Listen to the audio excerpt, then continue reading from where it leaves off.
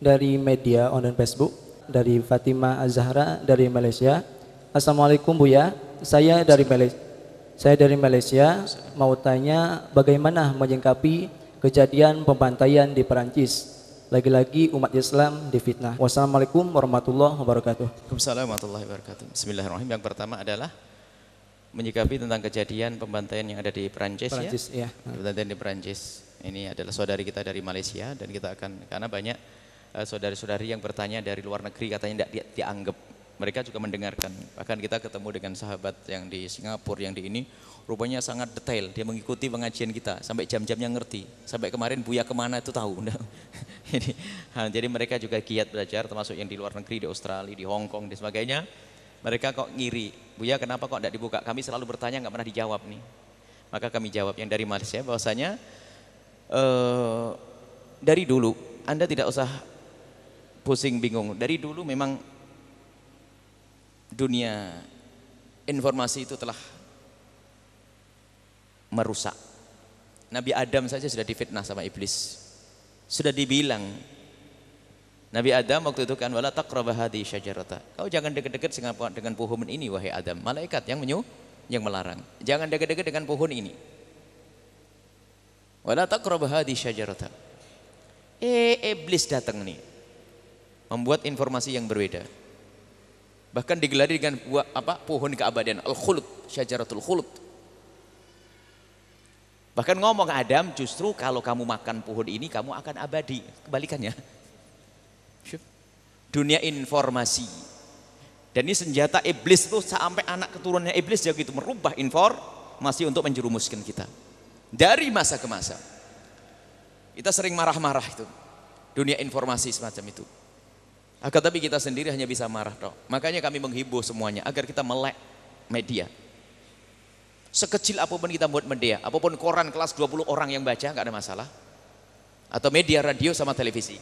Permasalahan kita adalah kalah di dunia media. Media informasi. Sehingga informasi kebaikan kita nggak bisa mengekspos. Sementara lihat ada kejadian, misalnya ada orang Islam saja. Orang Islam, anggap saja orang Islam beneran melakukan kejahatan dengan orang di luar Islam satu saja, satu-satu. Ini di ekspos dunia. Tapi 1000 orang Islam dibantai oleh satu orang di luar Islam, itu nggak ada yang mengangkat. Karena apa? Kita nggak punya media. Media ini penting. Dan kita kalah di dalam dunia informasi ini. Dan sekarang media kita ini anehnya juga ditunggangi oleh mereka. Media kita, media komersil misalnya, orangnya Islam, Pak Haji yang baik. Cuma tiba-tiba dia tidak bisa, ada kurang informasi atau bagaimana, tiba-tiba memberitakan berita-berita kayak tadi. Kadang menumpang di media kita. Jadi kelemahan kita adalah di media. Dan dari masa ke masa, Anda tidak usah pusing lagi. Dari masa ke masa, iblis selalu memalsukan data. Membuat informasi yang berbeda. Maka kita yakini Islam tidak semacam itu. Sudahlah pokoknya kalau ada kejahatan disandarkan kepada Islam, itu bukan Islam. Biarpun katanya Islam, pasti Islam bohong, Islam perusak. Enggak, Islam adalah indah. Islam adalah mengajari kelembutan. Bahkan di dalam perang pun Islam adalah keindahan. Kita pastikan itu bukan ajaran yang benar. Kalaupun dia mengaku Islam, itu Islam yang ngaco itu. Sebab Islam itu juga ditunggangi oleh orang. Pura-pura masuk ke dalam Islam, ternyata dia merusak, mencemar wajah Islam. Dengan buat kerusakan. Islam kok ngebom itu gimana? Yang dibom saudaranya, aneh. Wong dengan orang kafir saja kita ada aturan mainnya dalam perang yang benar. Kita tidak boleh membunuh anak kecil, tidak boleh membunuh wanita, tidak boleh kita membunuh orang tua, tidak boleh membunuh, menghanguskan tanaman, tidak boleh menghancurkan ternakan. Itu kan yang ada dalam Islam ya. Nggak mungkin pembunuhan itu, nggak ada itu. Islam tidak ngajarkan kayak begitu. Kalau itu dinisbatkan ke Islam pasti dusta dan pasti dusta. Cuman siapa yang bisa mengkanter berita itu? Oh kita tidak punya media yang kuat. Akan tapi kita ilah Islam ya'lu wa la yu'la alaih. Maka berjuanglah Anda. Makanya kami himbau kepada semuanya. Makanya Al-Bahjah dan tim ini selalu mengembangkan media. Semampu kita. Mulai dari media radio, alhamdulillah semakin hari semakin bertambah radio kita. Ada di sini, ada Majalengka, ada ini, ada Batam, ada di Pulau Karimun, ada di Bogor dan sebagainya. Kita terus memohon kepada Allah, ya Allah kirimkan kepada kami pejuang-pejuang yang tulus yang bisa menjadi sebab kita berjuang terus di jalanmu. Dan kabar gembira bahasanya Islam berjaya di abad-abad ini. Maka semoga adalah kita yang menjadi pejuangnya. Zaman Muhammad Al-Fatih, Islam sempat berjaya.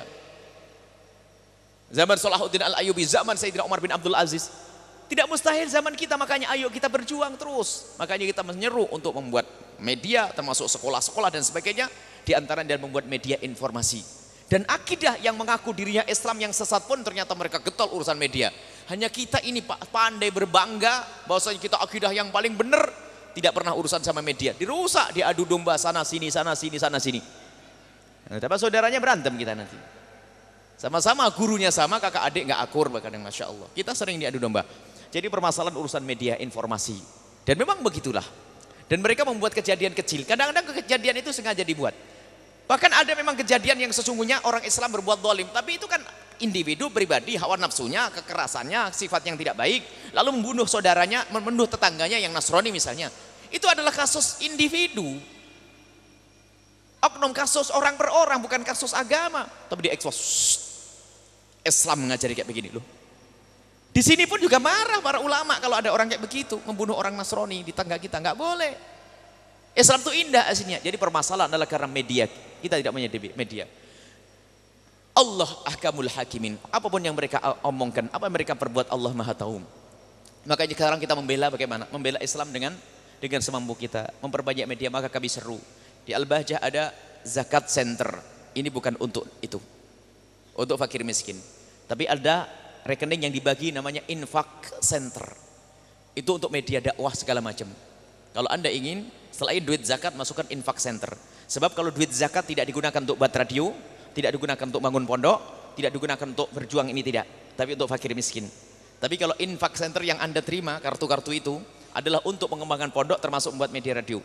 Dan ini asal untuk untuk diketahui saja, kita akan membesarkan yang mula-mula ini sudah ada di Bogor sama di Batam.